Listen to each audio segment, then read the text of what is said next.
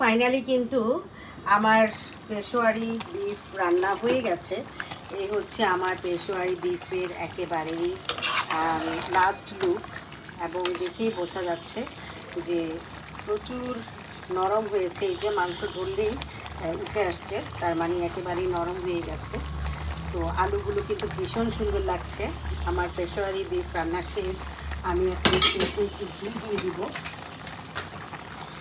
রান্নার শেষে একটু ঘি দিয়ে দিলে আরেকটু টেস্ট হবে মাংসটা, ঘিয়ের একটা গান আসবে।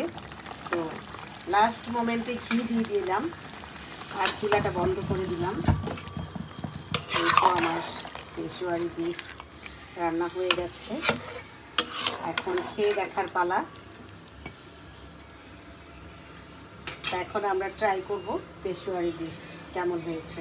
বন্ধুরা অবশ্যই কমেন্ট করে জানাবে আমার পেশোয়ারি বিফের কালারটা কেমন এসছে এবং পাকিস্তানি পেশোয়ারি বিফের মতো কালার এসছে কিনা।